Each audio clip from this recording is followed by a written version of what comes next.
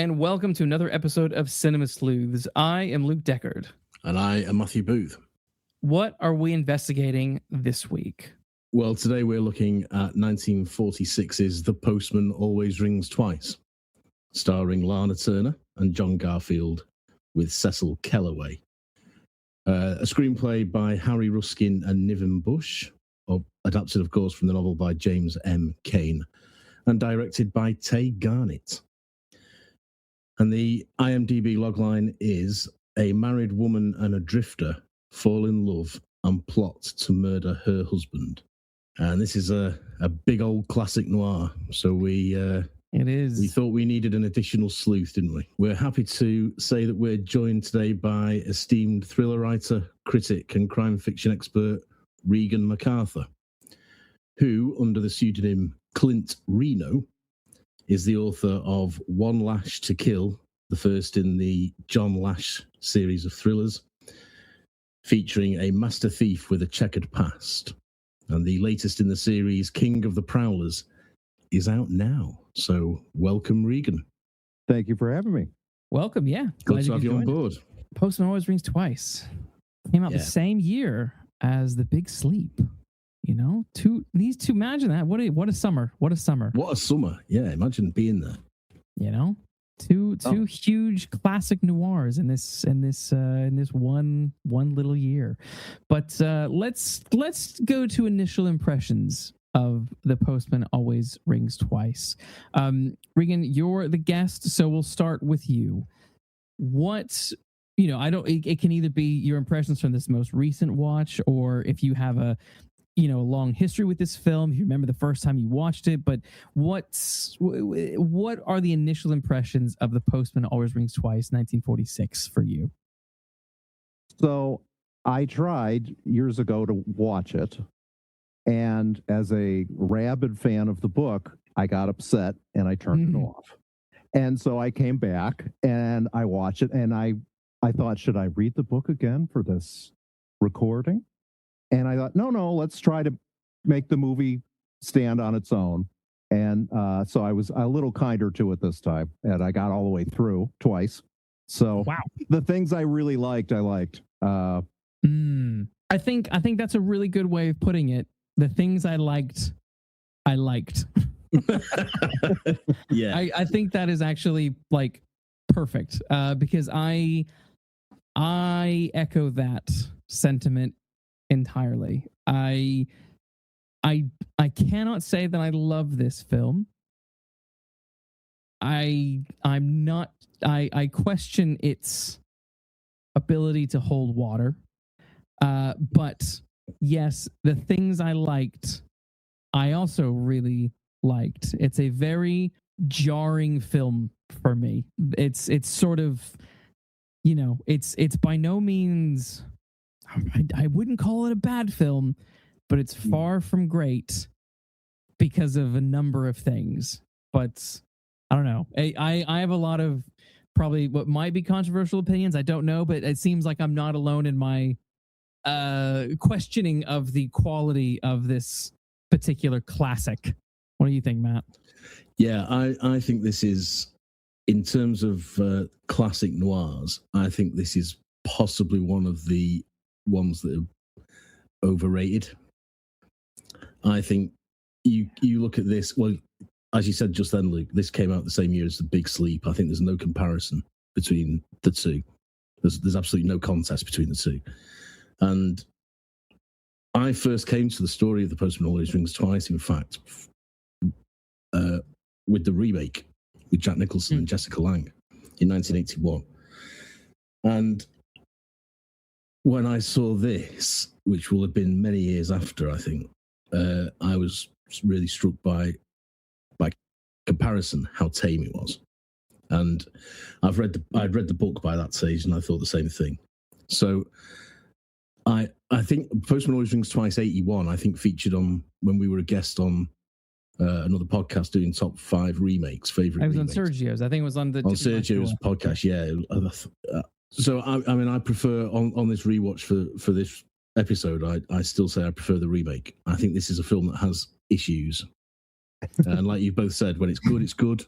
When it's bad, It's bad. It's to me, this is just 100% Lana Turner's movie. She is the only thing worth showing up for. Maybe that's an exaggeration, but she was the only one I was interested in for all the reasons. But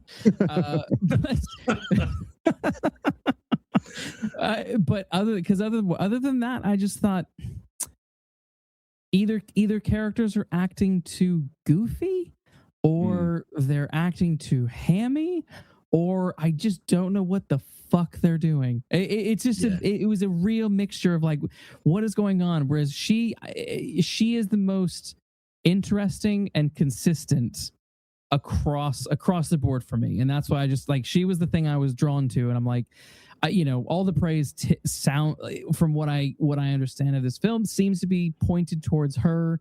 Cain really loved her as Cora, even though she doesn't match the description of Cora from the novel, but the way she portrayed the character is kind of, he was a big fan and thought she was kind of perfect for this role.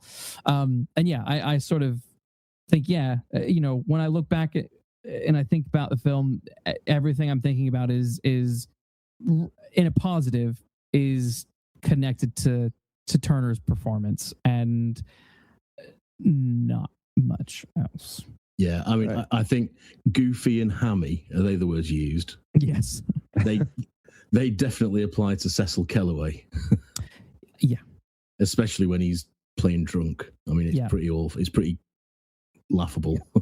It is. Slapstick. It is. Regan, what do you think? It was a shock. I'm going to talk about King of Comedy. I'd never seen the movie, and I wanted to see it. And I thought, I'm going to see this for Martin Scorsese and Robert De Niro. And by the end of it, I'm here for Jerry Lewis and Sandra Bernhardt. So I find at the end of this movie, Hume Cronin is the MVP. I liked him as the satanic defense attorney, even though that totally takes us out of the movie we're watching into this.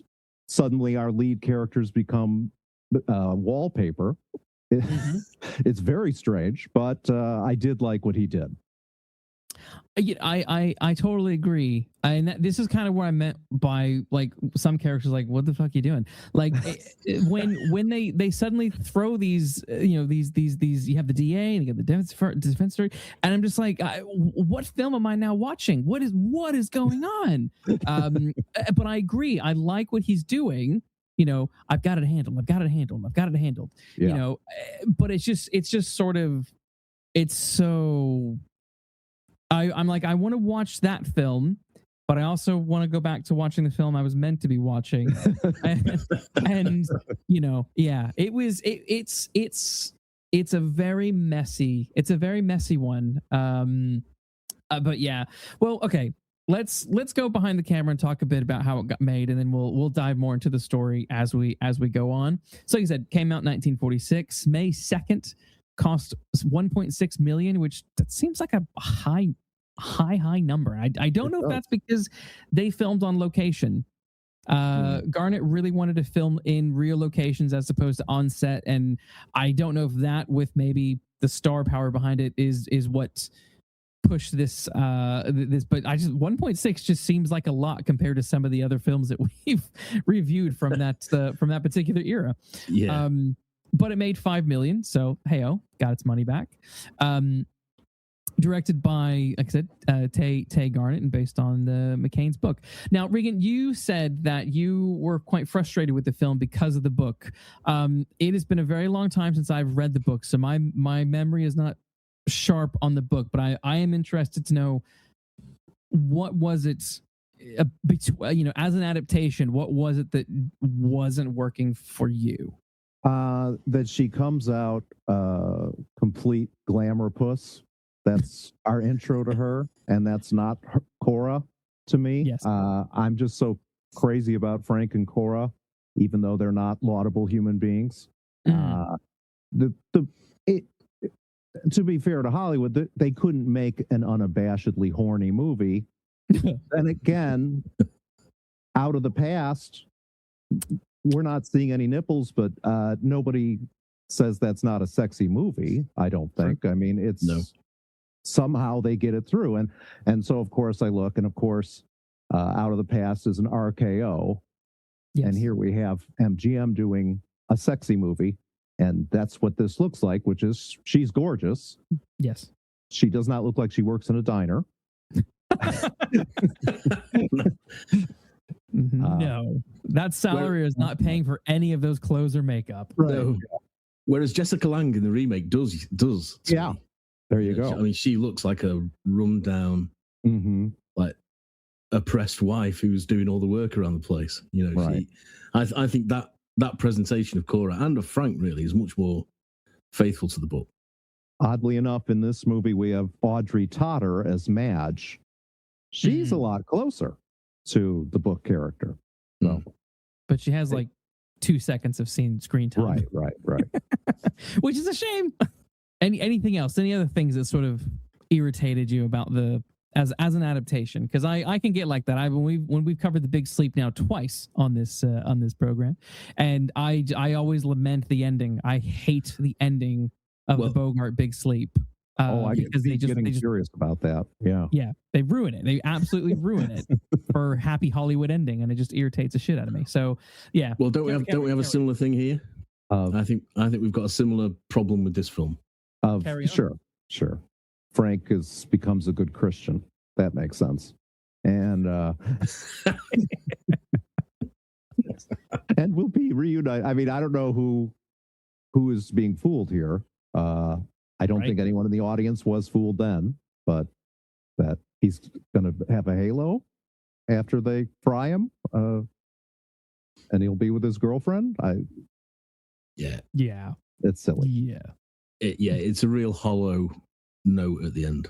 It's sort of the antithesis of Angels with Dirty Faces, where that ending, despite my many problems with that particular film, the ending, is very obviously it's iconic, and is he really buckling under the pressure, or is he doing it for the other reason? Is he what you kind of you have an interesting discussion for that, and but with this, it's just sort of like, oh, you mean I didn't kill her, but you're gonna send me down for the other thing? Oh, okay. Oh, hallelujah! And it's just like, what the fuck? Yeah. It really jars. Really jars. Yeah. Polite way of putting it. But it does. It screams of it, like The Big Sleep. It screams of lame Hollywood ending. Like, you have to somehow redeem the guy, and he has to still be in love with the girl, even though they were never loved. He was just out fucking about with some other girl in Mexico. You know what I mean? Like, whatever. But yeah, it's very frustrating. Very frustrating. Anyway, we'll get back into it. So it was written by Harry Ruskin and Niven Busch. Ruskin is known for this film and Watch the Birdie and The Girl in the Kremlin. He wrote some lyrics to some hit songs, but he's also a bit of a problematic person. He seems like he might, if it was today, end up in the Epstein files. But he had some allegations thrown at him by child actress Cora Sue Collins that you're all welcome to look up, and he sounds like a bit of a perv, allegedly. I mean, look, he's dead. I'm sure his family. I'm going to still say allegedly so that we don't get sued. Yeah. But you can look it up. Anyone can look it up. Yes, it's out there on the internet if you want. Niven Busch, screenwriter and novelist. He's known for In Old Chicago, Moss Rose, and novels of his include Duel of the Sun and California Street. I'm not well versed in either of these two. So it's also one of those things where it's like, you got these writers attached, and you don't really know who to blame. Is it one writer? Is it the other writer? Or is it MGM? Is this film a clusterfuck because producers are being like blah blah blah blah blah blah blah blah blah? Because this film had a very complicated history, like before it could to get made, basically. To have a best-selling novel and then take over 10 years to get to the screen. Yeah, like 12. I think it took 12-ish years. 12. Yeah, it took a very long time because it's interesting because it was 1934 that the novel came out. And before publication, it was pitched to RKO because, that kind of seems, I kind of get that. You think of Out of the Past, like, yeah, that seems like this would fit in the wheelhouse there. But they were like, nah, this movie, this story seems just a little bit too sordid even for us. And of course, the other thing that was gonna get in the way is the Hays Code. This film is way too promiscuous, and the novel is to be adapted in any sort of faithful way. And as we've already sort of hinted at, like, the ending is sort of Hollywood glossed, and you ruin it. Kind of ruins the impact.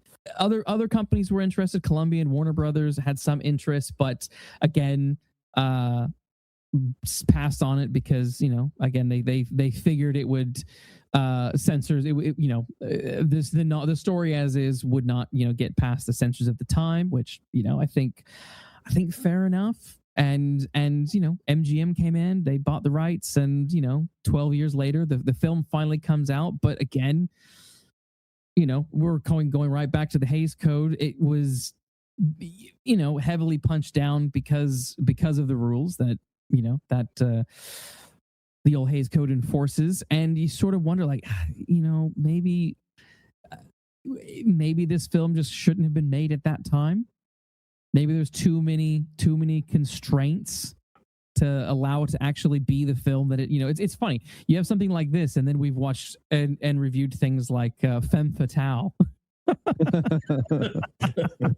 And you're like, man, that Hays Code was really pointless, because this film almost needed a Brian De Palma Femme Fatale approach to really make this thing be what it is, as sordid and as immoral or amoral or whatever, as it really is. But under the pressures of 1940s Hollywood, I don't think this film was ever going to live up to the expectations I think the book had.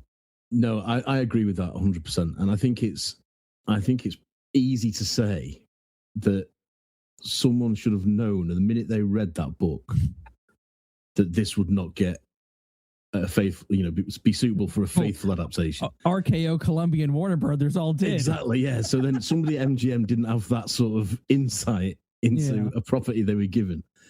And because I think anyone with any sense would say, we can't make this at this particular time in this particular place and do it justice. We're going to have to tone it down so much that it'll be so diluted that it loses all impact, which essentially is what it does. Yes. And like you say, Luke, make it like later, or if you're going to make it at this time at all, do something clever with it, like Out of the Past and Double Indemnity, which have the same issues but get over them. They get over it by doing something clever with the dialogue and with shots and with performances. This film doesn't really have the sort of guts or the oomph to come anywhere near close to either of those two films for me. I look at Ruskin and Busch's CVs, and let's call them journeymen. Or hacks, if you prefer, because they'll show up and write your movie for money. Yes. And there's not, with Niven Busch, you can look at some of the Westerns and say, okay, there's a writer with a point of view about things. And if I put Freud in the West, it'll be interesting. And whereas Ruskin, you look at that's a guy who's there to get a paycheck. Yeah. And I would say Tay Garnett, the director, I had seen one before this. It was China Seas, a very entertaining adventure flick, but this is not Raoul Walsh. This is not Howard Hawks. you're not going to know it's Tay Garnett movie until you look at the credits. I agree. Yeah, that's very true. Yeah, definitely. I think that's right on the money, because as I was watching, I just kept thinking there's absolutely no style to this. Like, we talk, many times we've talked about, what is film noir? And we bring up the German expressions, and we bring up the shadows and the lab, blah, blah, blah, blah, blah. This is just a black and white film. It's noir, you know what I mean? Because it's black. I'm being facetious. The themes of the story obviously fall within that. But on the visual side, this might as well be just any old film that's playing that, it's not it doesn't look like a genre film. It doesn't have there's no like solid markers for me. I mean, other than I think maybe Lana Turner's introduction, which is very sexy, very femme fatale, even though it makes no sense and is, like I said, very different to the novel. Outside of that sort of, it has a similarity to the Carmen Sternwood scene in the Sternwood mansion and in the Big Sleep. It's, both of these films start with two very sexy ladies, and a sort of one has the guy's attracted, one, there's some sort of, face off in that kind of situation. But other than that, I'm like, you're not really doing anything interesting visually. The action sort of falls super flat and is cheesy and sped up, and I'm sure we'll get there, but the car scene just is so slow and uninteresting that I'm just like, all right, whatever. Well, that was the murder, man. I know. Come on. I was just like, I can't believe this is it. This is so limp. And but even like the goofy fight at the end with the PI, maybe we'll save that for later. But that was another bit. I'm just like, am I watching a fucking Three Stooges movie? What the fuck is going on? Like, jeez. I mean, it says something about this film that one of the most tense sequences in it is a cat on a stepladder. There you go. Which I think is actually quite a good sequence. But I wonder if you could make that today, or would people be so terribly upset by a dead cat? That's a good point. I bet you they would. I bet you they would. Yeah, absolutely. I can't believe they killed the cat. I mean, people would walk out today. And protest. Now, I didn't realize that this was the third adaptation of this movie. It had a French version in 1939 called The Last Turning, which I've never seen, and an Italian film called Obsession in 1943. That is news to me, and I found that very fascinating. Did you guys know that, and have you seen either of these? I tried. I couldn't get a hold of them. I wanted it for this recording, yeah. But I'm glad you didn't, given that neither of us seems to have probably seen them. No, I've never seen them. I did know they existed, but I've never seen them. Yeah, that's fascinating to me. I'm like, there we go. It's like when you like, go on. It made me wonder what they got away with. Those sophisticated Europeans. Yes. Oh, there we go. I would like to find them and see them. If someone knows, let us know, because I too would be very interested to see both of them, because I'm like, maybe this could be better. This could be one of those situations where it's like The Girl with the Dragon Tattoo, where like, the Daniel Craig film is fine, but the Swedish television version with Noomi Rapace is like way better. And I'm like, I don't know why. I'm almost like, I wish they just would have filmed it once in Swedish and then once in English. Yes. So that they could just appease the dumb people who don't want to listen to and read subtitles, because it was like, you had your whole trilogy right there, guys. You had your whole trilogy right there. But every time people are like, oh, I can't believe they never continued. I'm like, guys, there's a whole series. You had 3 seasons of a TV show. Just go watch it. I mean, I am willing to bet that the European versions are closer to the book, shall we say? Yeah. In terms of theme and content, even.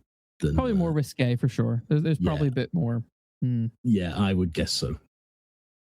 Certainly no gloss ending, I'm sure. I would hope not. I would hope not. But the critic response to this film is interesting. I mean, it was a hit. It made a lot of money. A lot of critics were pretty happy with it, but I did. Some audiences were a little bit sort of jarred by certain things. Apparently, Garfield shoving his tongue down Turner's throat was apparently, okay, how dare he? I did like a couple of negative reviews that I found from back in the day. Variety had a good one where it said the best of their talents to their roles, but agreed with that it was just too flamboyant at times. And I think that's hammy. That's what kind of was about. It was very hammy and very goofy, that one. Yeah. But another film critic, James Agee from the time, wrote the Postman Always Rings Twice is mainly a terrible misfortune from start to finish. It looks to have been made in a depth of seriousness incompatible with the material, complicated by a paralysis of fear of the front office. And I think, as we were saying, that kind of sums it up. I'm like, there's producers involved, there's Hays Code involved that are not allowing this to go as far as it can go. But he carries on. He goes, it is, however, very interesting just for those reasons, which I agree.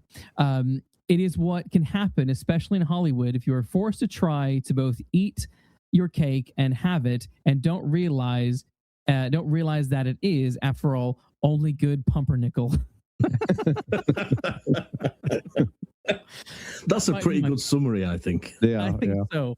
Well done, sir. I thought that was funny too. That was funny, but but I think generally this film is highly regarded. I mean, its rating today is still quite strong. I mean, it's at 7.4 on IMDb. I think it's like 90% on Rotten Tomatoes even today. Like it is heralded as a classic, and it's one of those times I'm just like, sometimes maybe we need to, people like to reevaluate things, and they like to pretend that like shit movies are somehow actually really good. Like, actually Batman and Robin is a fantastic movie. It's like, shut up. No, it's not.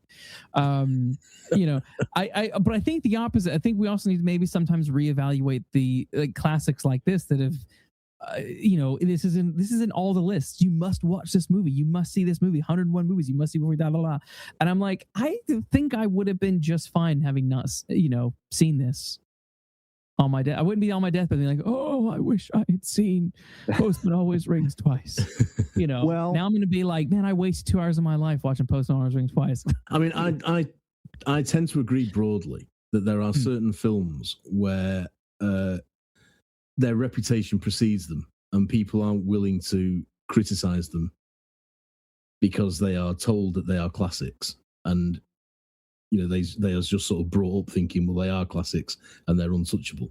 And I think this is one of them. I think this is a film with problems, and I don't think it's as good as everyone claims it to be. Really don't.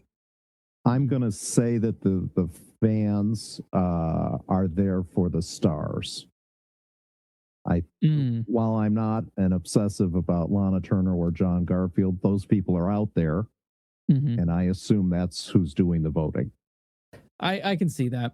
It's I guess we can kind of focus a bit more on cast and story now. But Lana Turner. She said this was one of her favorite roles, and there's a part of me that's like, man, you're like, this role could have been like out of the past level iconic, like Kathy Moffat, really close. Yeah, but the way the film is just doesn't allow it, because I mean it's a whole 2 hours, and like, God, I this thing needed to be like an hour and a half. Like, it did not need 2 hours. Holy shit, what were they thinking? And the pace doesn't carry it either. No, it really drags. We're talking about adaptation. I mean, that novel reads quicker than you watch this movie. Yes. It's Cain is to me the fastest gun in the West when it comes to writing. Those things move. Yeah. This does not. Like from the opening scene when Frank is in the car with the DA and he hops out.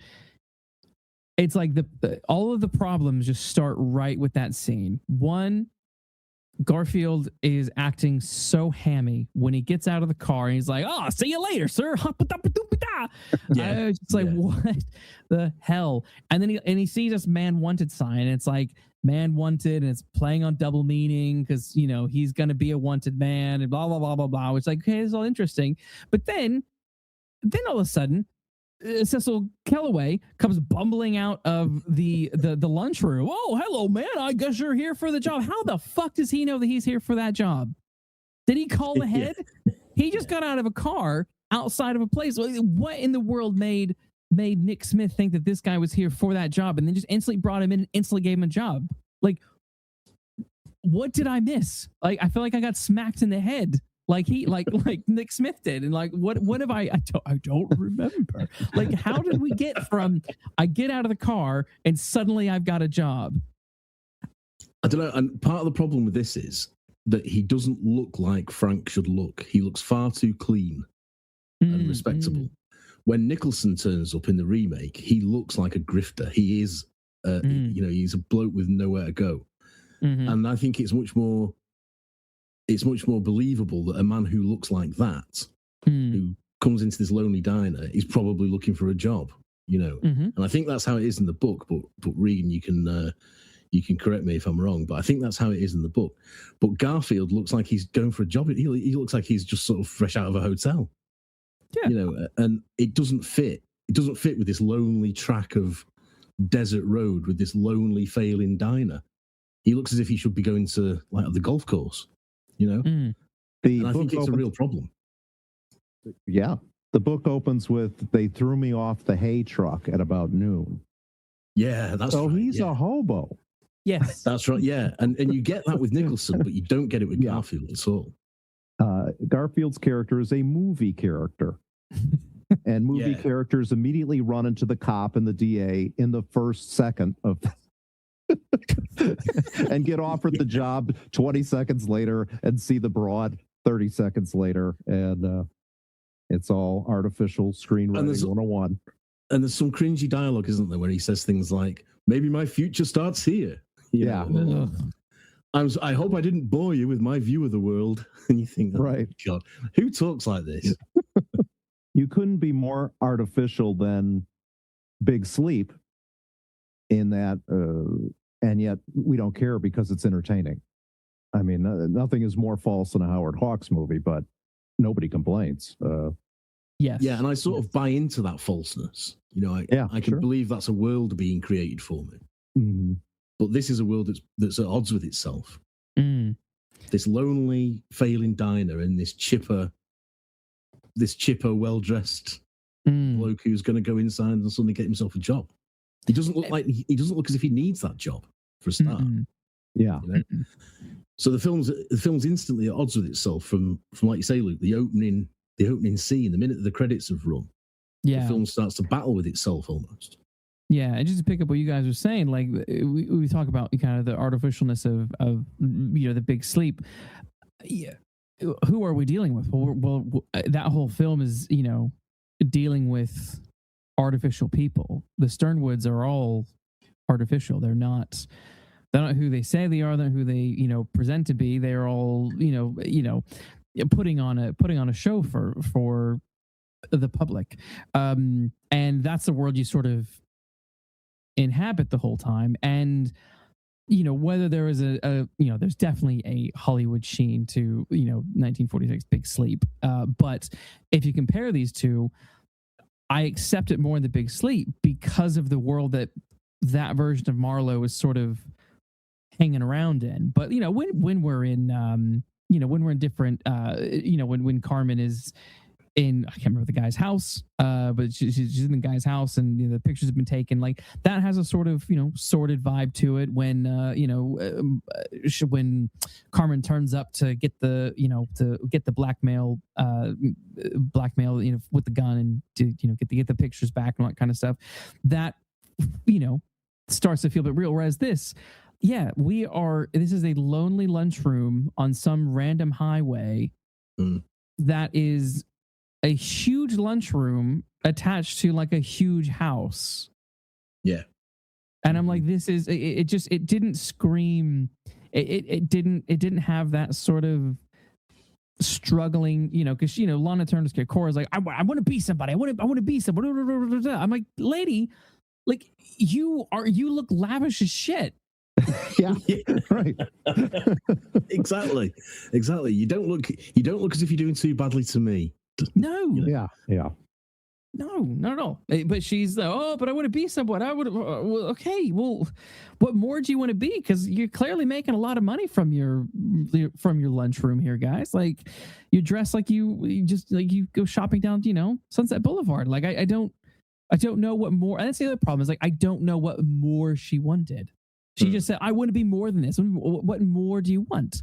And if that's the case, if you want to be more than this, why the fuck do you decide to leave leave Nick Smith to go be with Hobo Frank, and because what what has he got? Like what their whole relationship baffled me, because they sort of have this, they have their meet cute, sordid meet cutes, and yes, Lana Turner looks absolutely stunning in that moment, but it jars because the setting doesn't seem really to make sense for someone who's dressed like that. She's dressed like Carmen Sternwood, where Carmen Sternwood is the daughter of a insanely wealthy man, not the wife of a 80-year-old dude who runs a nasty cafe on the highway.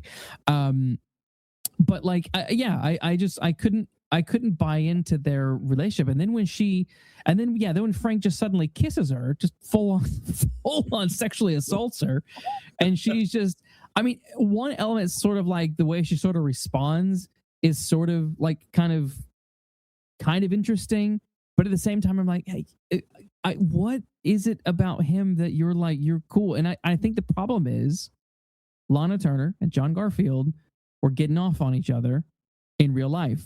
Yeah. And I think that is possibly part of the problem in these performances, where they aren't inhabiting these characters properly and aren't responding properly to like what those events mean. Like the dude just threw himself on you. He's some hobo. He's probably got herpes, and he just wiped his face all over you. And you're just fine with it. You're just like, oh, I like him. He's great. He's super smart. We're going to run away together. For what? What are you running away for? For a film that has 2 hours worth of screen time, this is done very quickly. Super quick. And it's then sort of frustrating to me that the film then begins to be really sluggish, because I would have preferred a bit of breathing time in this and letting them get to know each other. Because if that's done well, if that's written well and acted well, that can be compelling, because you know what's going to happen. You know what the story is. So they're going to get together illicitly. So let's see that build up. Whereas you're right, he just sort of, I mean, if you did that in real life, you get a punch in the teeth, wouldn't it? Yes. Or arrested. Yes. It's all very rushed at the beginning and then totally sluggish from the middle towards the end. Yeah, very badly paced. And it baffles me, because at one point she says, "You won't find anything cheap around here." Well, I actually no. That is exactly what I should be finding around here. Exactly. Your life, Cora, should be. You shouldn't be dressed like that. Your life you should be wearing rags. You should be unhappy. You should be lusting over fashion magazines and celebrity news and stuff like that. Lusting for a better life that is up the road, because you're just up the road from LA. You're just up the road from the city of dreams that's actually a city of nightmares. And that's what you should be aiming towards. And Frank should be taunting this idea that we can go make something of ourselves over there. Let's get out of here. Come on, babe. Leave the old man. Blah blah. But no, it's just. It is. It's really frustrating because she looks pristine, and she's in white for most of the film, but it's never dirty white. Even when she's walked miles down the dusty road, she looks like $1 million. Yes, and the first time you see, I'm comparing the two films more than I thought I would, but the more you see Jessica Lange in the 81 version, I think the first time you see her hair's all over the place. She's sweating. She's covered in flour. I think she might even be mopping the floor. And she looks like someone who's been working for 14 hours straight and is dead on her feet, And yet Nicholson still looks at her as if he's never seen anything quite as beautiful in his life. And it works because he's as filthy and run down as she is. Yeah. Whereas these two are just too crisp and they're too perfect. That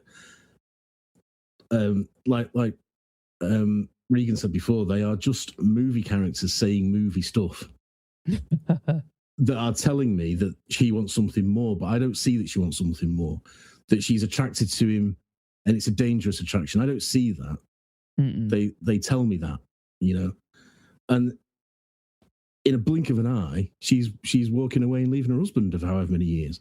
And he don't seem to have done anything wrong as far as I can see. It's just that she don't want to be with him anymore. Wants to own the diner outright. Well, so what? They didn't make Nick worse. I was surprised they didn't make Nick abusive or mean or something. Yeah, something to get the audience at least a little on the side of our killers. So it's strange. Yeah, I mean, in the remake, he's not interested in her anymore sexually. He doesn't care anymore. And she's a lot younger, so she's got an appetite still, and Nicholson comes in like a force of nature, and that is really compelling to see. Whereas here, Nick is just a bumbling idiot, and if anything, I think he'd be quite entertaining to be around. With a little guitar. So, what's the problem? Yeah, just give him a couple of drinks and he turns into a clown. There you go. He seems perfectly harmless. I think that's what I'm saying. He's perfectly harmless. Yeah. So what's the problem? Because she wants to be somebody. She wants to maybe own this place, but I think Nick is clearly a cuckold. Like, oh, I want you to dance. Oh, you two can dance in front of me. Like, it's all like he's just sort of fine. It's like, well, lady, like you can probably just go off and do whatever the hell you want. He's not gonna do anything. Like he's not gonna divorce you. He's not gonna, you're not gonna get thrown out. He said he's too bumbly. He's too soft. He's, there's a hint of him being a little bit kind of maybe vicious when there's the suitcase scene. Oh, there's two, but that just was just like, well, I don't think anything really is going to happen. No, that comes across to me as just sort of drunken spite or drunken, unreasonable, argumentative side of him. Yes. Yes. Whereas even in the car when they kill him, he's laughing and singing and giving him a bit of a show. So I think I even would go so far as to say that if Cora asked him nicely enough, he'd give her the diner.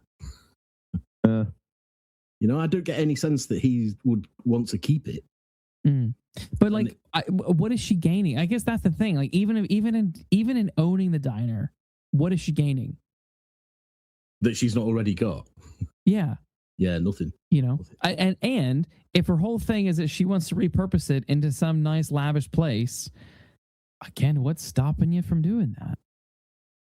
Yeah, that's what I say. What's stopping you from asking? Like you said, what's up? Asking for Nick? Hey, can we posh this place up a little bit? We're just up the road. People will come here. Blah blah blah. Her clothing budget's the problem, I think. Yeah. Holding them back from fame and fortune as a roadside character. Seriously. He's got to keep Cora looking like Lana Turner all the time. Yes. And like, I mean, I don't know about you guys, but like the whole sort of body heat, double indemnity, like, oh, I want you to kill, we need to kill him. Like, I didn't buy that at all. I wasn't buying into, these other films where it happened, just sort of like, all right, okay, yeah, these two have a spicy affair. They, the only way to get what they want is they have to take care of the other person. Okay, fine, yeah, sure. It's a conceit that happens time and time and time again. And here I'm just like, I don't even really understand why you. I didn't buy it. I don't know about you guys, but there's nothing about that I was like, okay, yeah, sure, this makes sense. I get why they need to kill him, why they're so desperate to kill him. Do you mean in this film on its own, or on its own? Yeah, that set up generally. Yeah. This the setup in this film. I just was like, I don't even know why we're going down this path, because this doesn't seem like a logical thing to do with what I've seen of these characters in their lives. Regardless of the book and stuff like that, yeah. I'm just like, I don't understand why we're doing this. Well, if you compare it to Body Heat, just for a minute, you've got a woman who wants the money. Mm-hmm. And you've got a man who is a total failure professionally, and is besotted by her. So they both have a common motive, don't they? They want the money to run off together. That's as far as he understands it. Yeah. In Double Indemnity, it's a similar thing, isn't it? She wants out of the marriage, but he won't divorce, and she wants the money. Here, for me, the problem is, and it's sort of reiterating the point we've already made, she doesn't look as if she needs the money. She's already got the money. So the setup here, I think it's quite a compelling setup to have three characters in this position, in this triangle. But it doesn't work here because there is no motive for it other than a whim.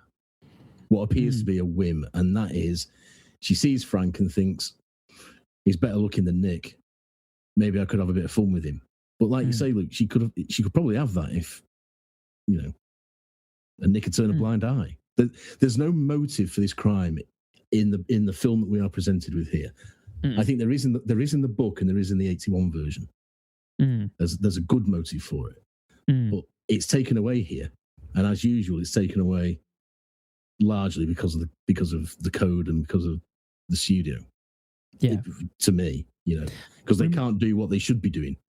Yeah, Regan, because you're probably more versed in the book. Remind what was extrapolate the motive in full, because I can't remember the details of the book off the top of my head. There a very strong sexual motivation, really. I mean, she is not going to slap him or get upset. She encourages him to be rougher with her, even though we cut away before we get to too much of it. And of course, after they kill Nick, they do it on the scene. Yes. Yes. That's right. So they could say it's about the money, or they could say it's about getting free of this tyrant, but there's a turn-on factor here. And so, of course, you can't do that.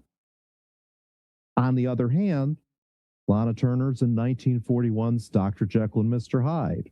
And nothing graphic there, but you know what's going on, and you understand what's on the minds and below the belts of these people. So, yeah, that's an excellent point. Because she's cast against type in that. And that goes back to what we were saying earlier about when it's done properly, when it's done well, you don't need to see anything. You know what's happening. But you don't get that with it. This is just almost sort of bloodless by comparison to any of the other films we've mentioned in this discussion. Well, again, it's like kind of thinking back to, Regan, you mentioned out of the past, and you really buy into that.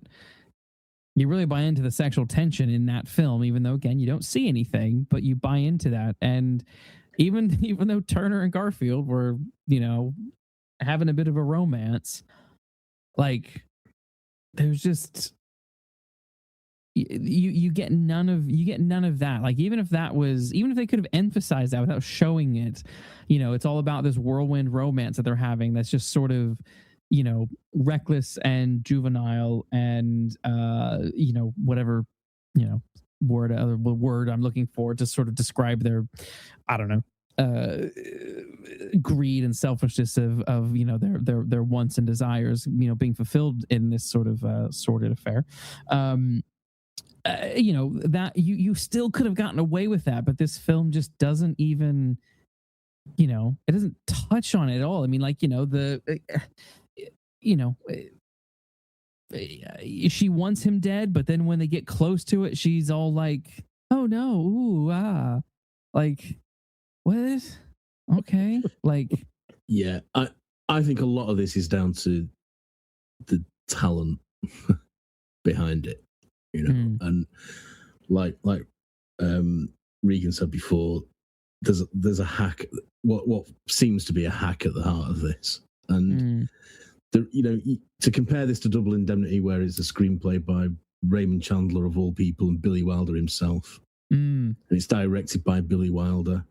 They take the same story but make it so much more sexually charged, and believable. Whereas with The Best Will in the World to all concerned, here we've got Tay Garnett, Harry Ruskin, and Niven Busch. Yeah. You know, again, if we compare this to The Big Sleep that came out the same year, like, you know, the scene, you know, where Marlo and Vivian are in the office, and he's like, "You can scratch if you want to," you know, and she quickly scratches her. It's a tiny little, it's hardly a big sexy chunk of leg, but it's enough to like be like, oh, okay, all right, that's fun. The scene in the bookstore, you know, where she locks the door and pulls the blind down, and you're like, what are they going to be doing for the next? You know what I mean? And all she does is take her glasses off and let her hair down. Yeah, yes, you know? All stuff like that.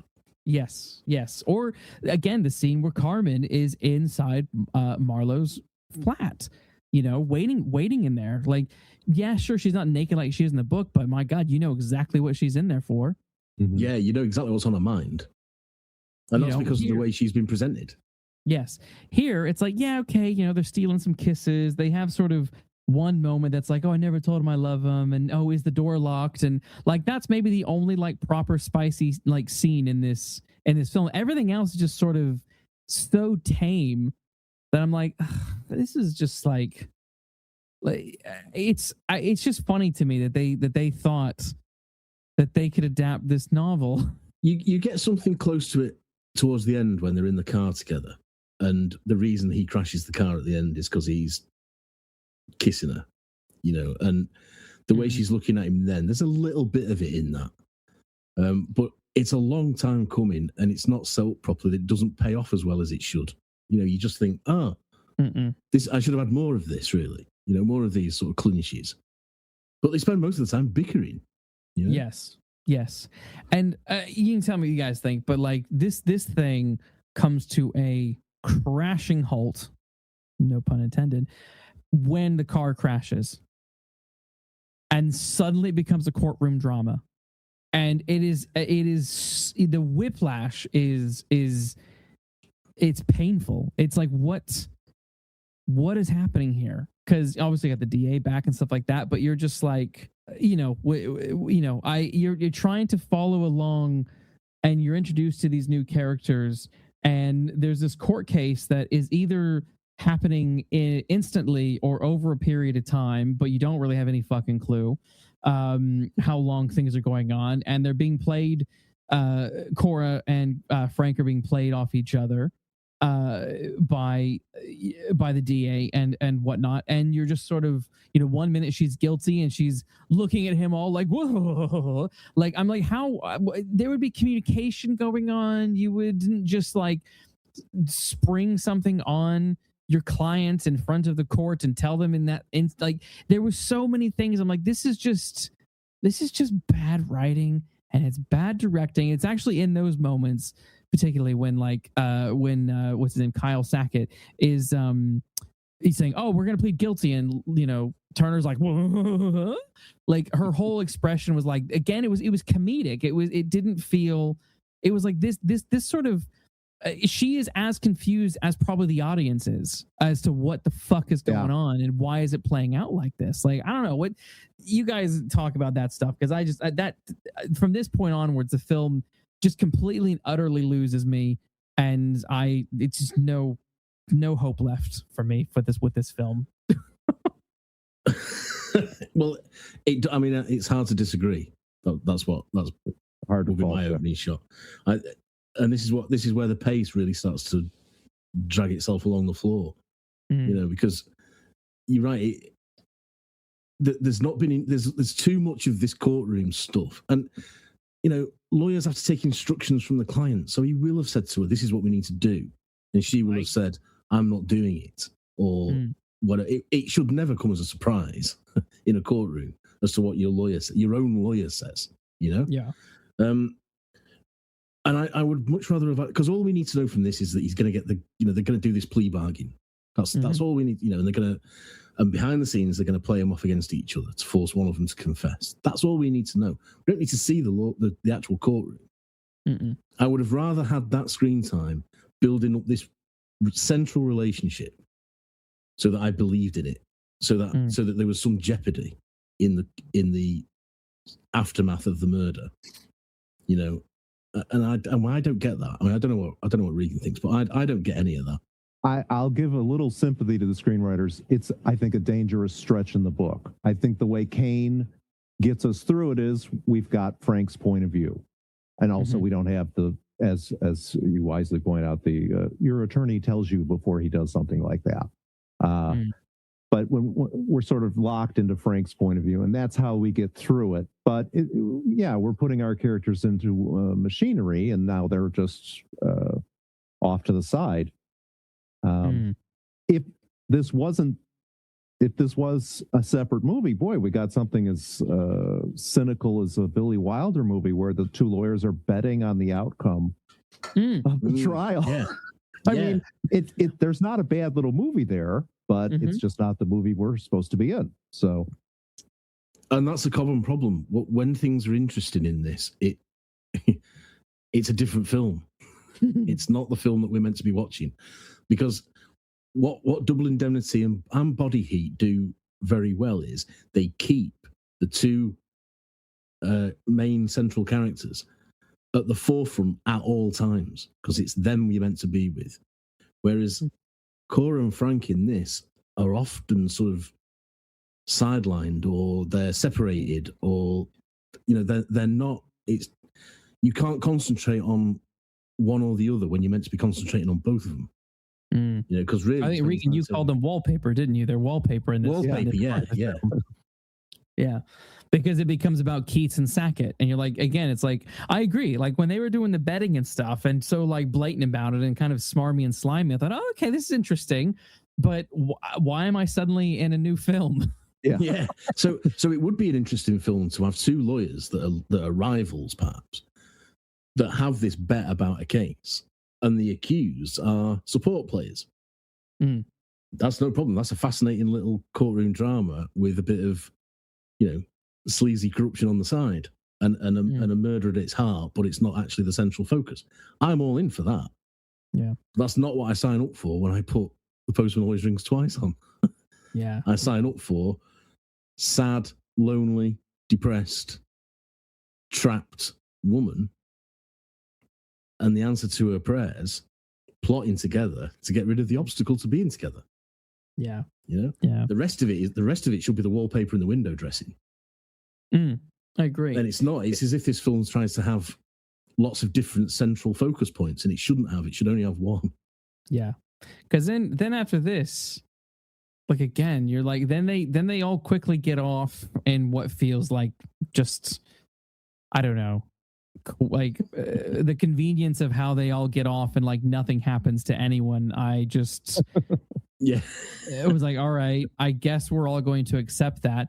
And then I don't really buy that suddenly her lunchroom becomes this, I'm going to get a beer license, blah, blah, blah, blah.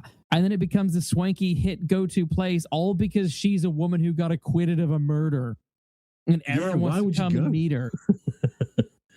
What sort of ghoulish person does that? I think there's a shortage of those people, though. So, I mean, wouldn't you be watching her while she cooks your steak to make sure she won't put something on it or something? Yeah. Yeah, and again, like by the time they finally kill Nick, like God, they've had like so many like attempts to kill him already. That's like it's, like it's almost like I could almost buy it if they would emphasize the fact that people are getting a proper thrill.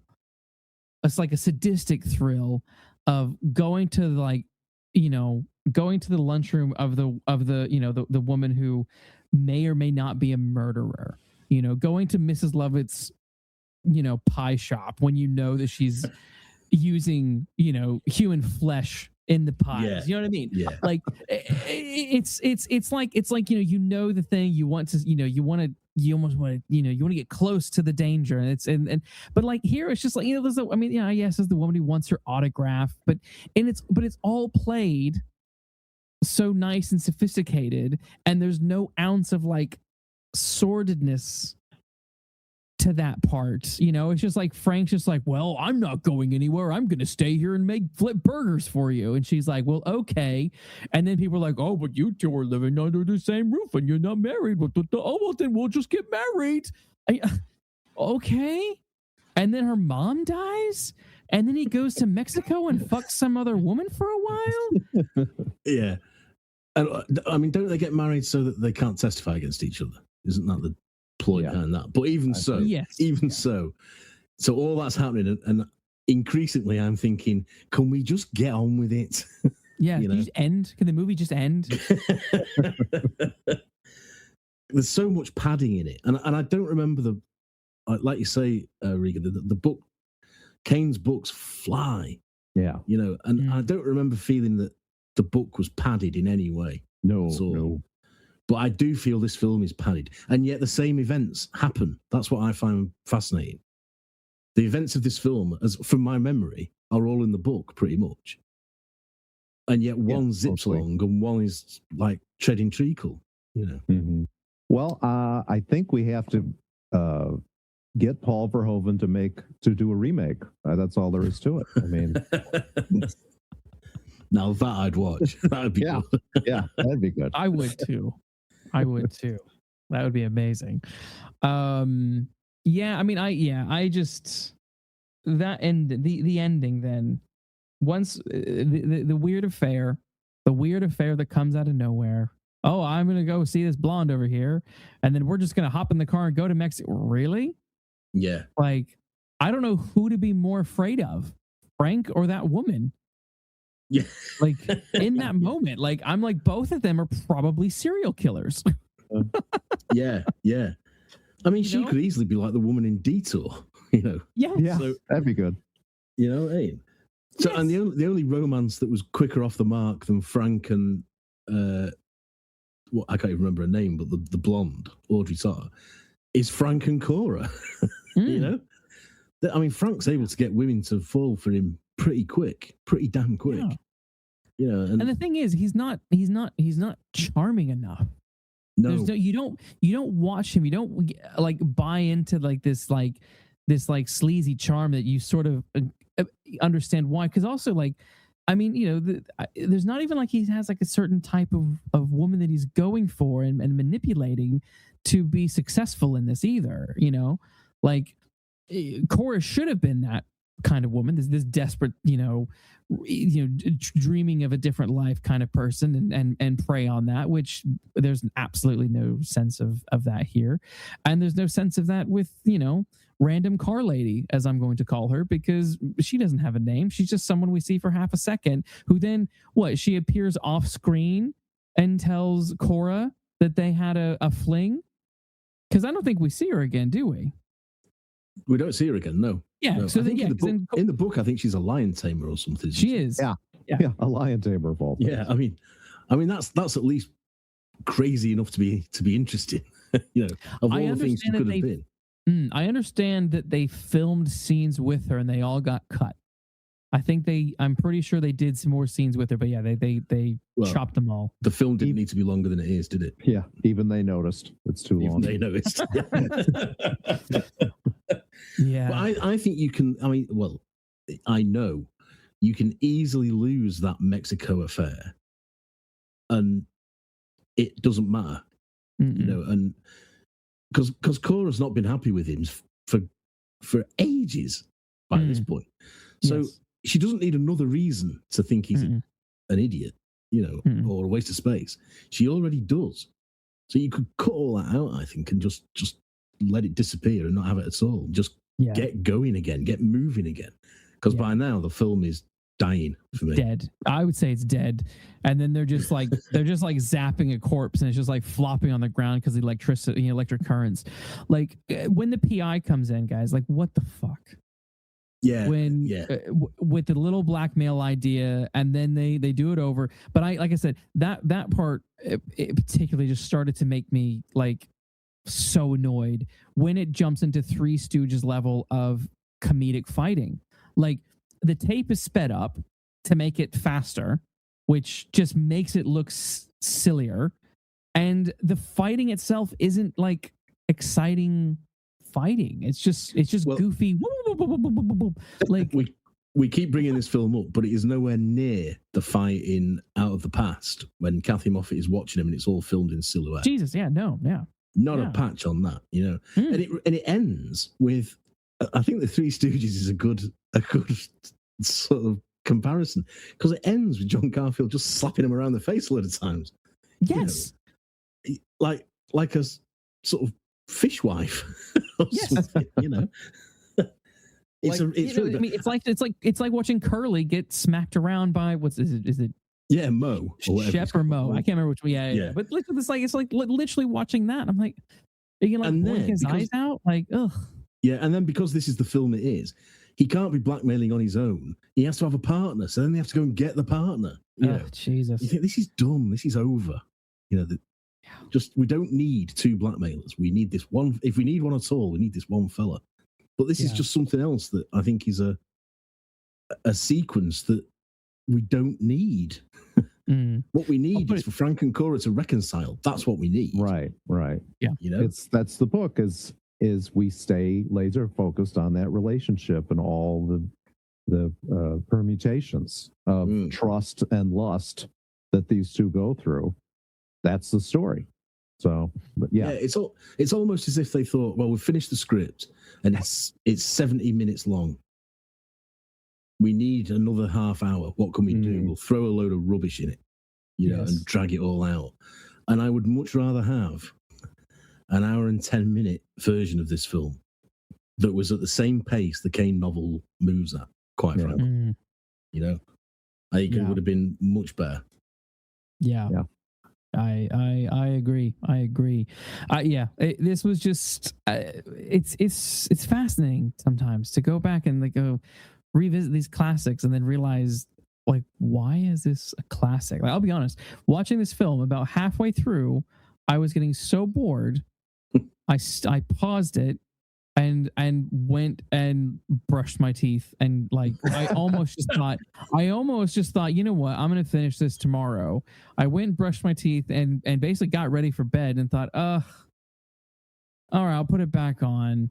And then I sat in bed on my phone and I finished it, which emphasizing that to say that's how little I cared about this film at that point. If I'm sitting there on my phone, because I don't, for this podcast, I never watch the films on my phone.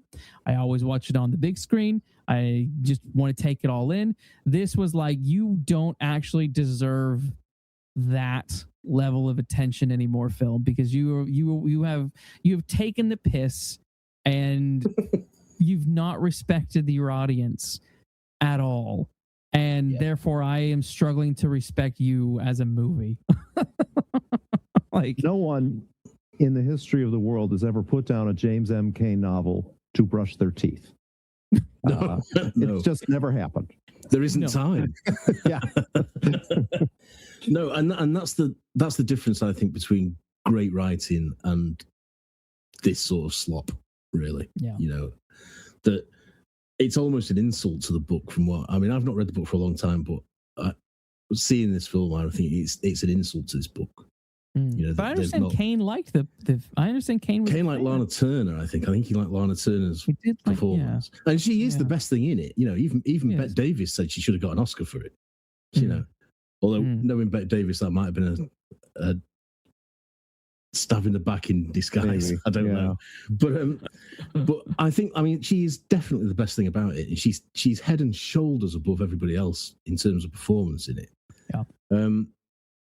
And if you watch it, you are watching it for her, aren't you? Let's face it. So I think Cain was right to that extent, but I can't think he liked the ending. Movies that come to mind because of this, they're not Cain adaptations, but Blood Simple and The Man Who Wasn't There. And that's the Cain plotting. They captured that, how you do that. That's how you make those stories on screen. Yeah, exactly. And I think Double Indemnity is another one, because Double Indemnity is like really thin as a novel, isn't it? It's really, that is quick. And I know the film differs, but the changes to the book in the film sort of make sense to me. In one sense, they sort of they're a natural flow of where the film has been going, but they keep the spirit of the book. And the I plot. can't say the same about this. Yeah. Yeah, they keep the plot, don't they? I think the ending is what's different, isn't it? But yeah, just that's it, though. But I think it's not as much of it's a deviation, but it's a more successful deviation than this one is, with this newfound religious epiphany that Frank has. That's totally against what we're meant to have believed he was. And there's some sort of redemption at the end of a film like this is just totally alien to me. I don't understand it. I don't understand why it was. Well, I understand why it was done, but it sits so badly and so uneasily that I just think it stands out a mile as something that's a terrible mistake. Because in the book, I think he just accepts his fate, doesn't he? He just there's no sort of redemption or anything. He just says, "Well, this is how it is." This is how it's going to be. The book became a chief influence on Albert Camus' The Stranger. So we go from tabloid sleaze, quotation marks, novel to existential classic. And he says, that's it. That's the main one, Yeah. Well, there's a similar sense of, in The Stranger, there's a similar sense of, I'm in prison and that's just how it is, Yeah. Interesting thinking. It's like, they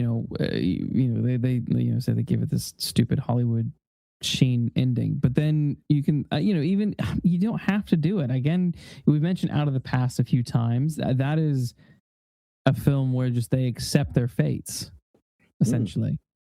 And, or maybe another one was in a Lonely Place. That's not a happy ending. No. That's all about self-destruction and a self-destructed terrible relationship that just goes from starts great, but then just gets worse and worse and worse through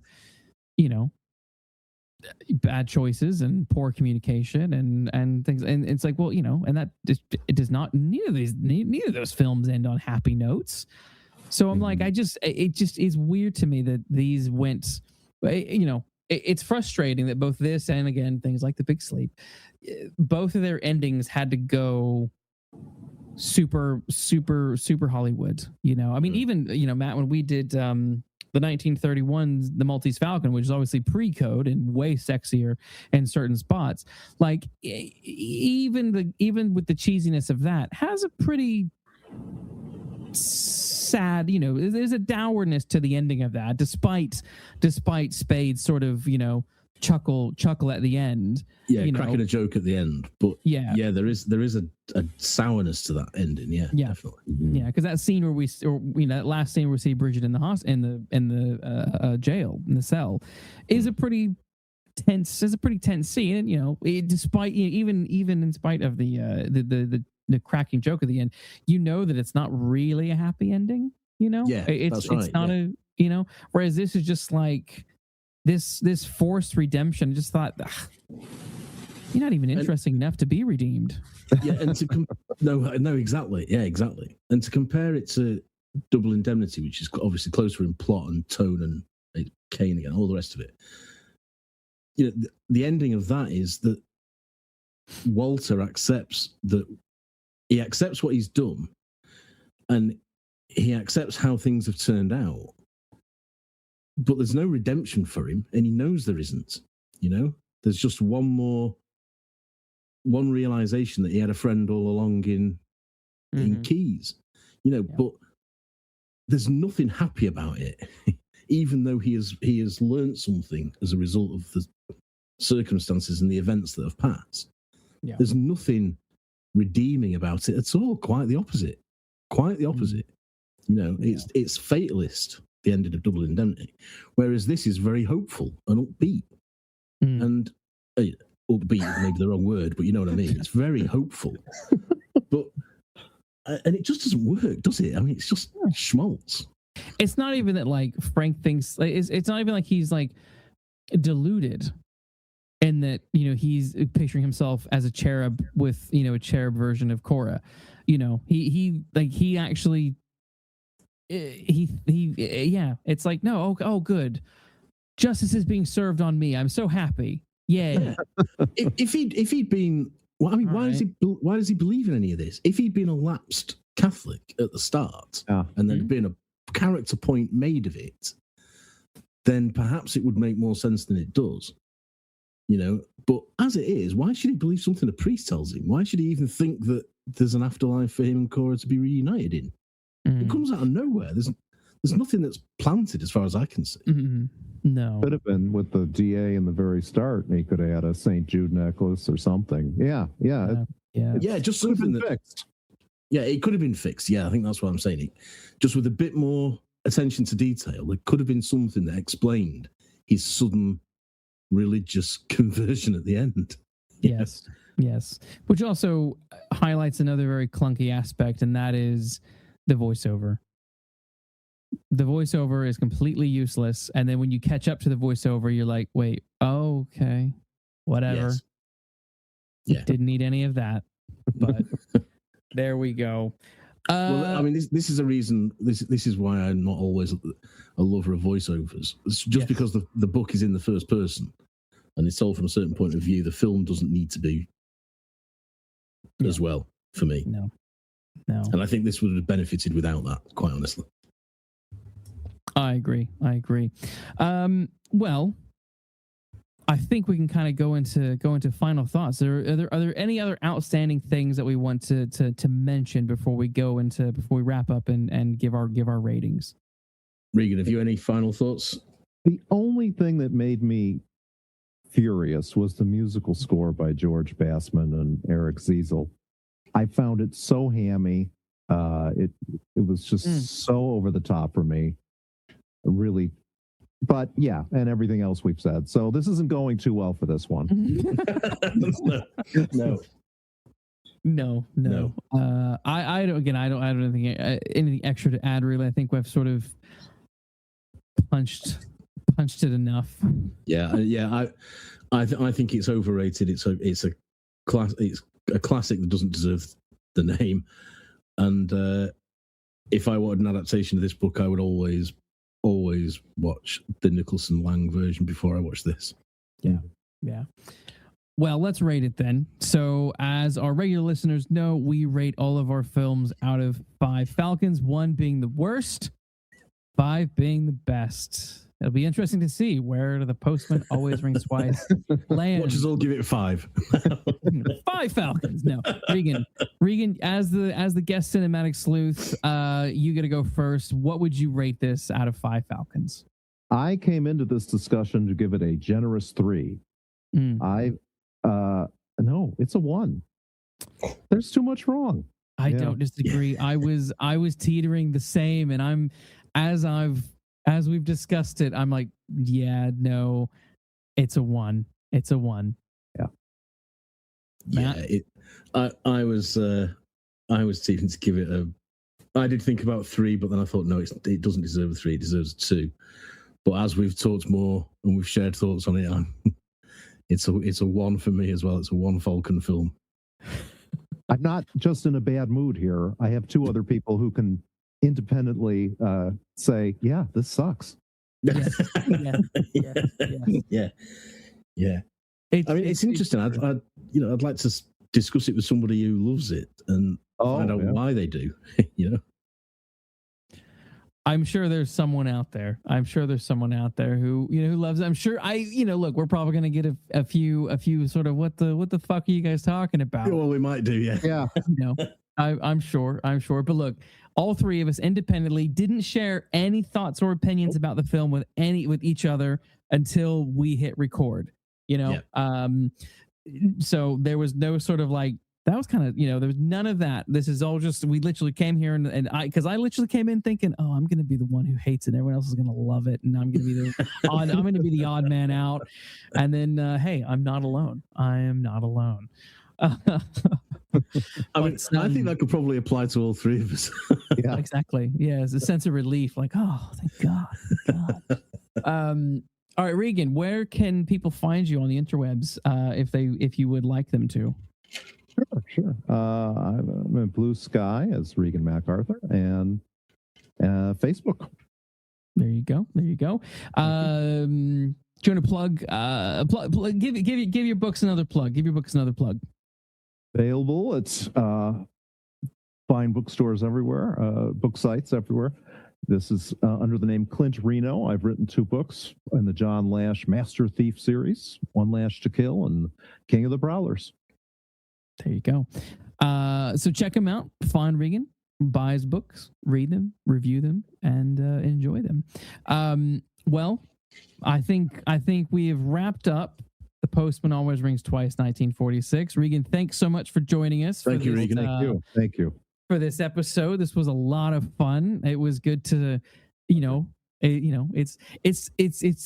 good to all be on the same page on this one, because this was one that I think I'm just glad. Yeah. I am. But well, we will be back with another episode. So in the meantime, everyone, take care walking down those mean streets.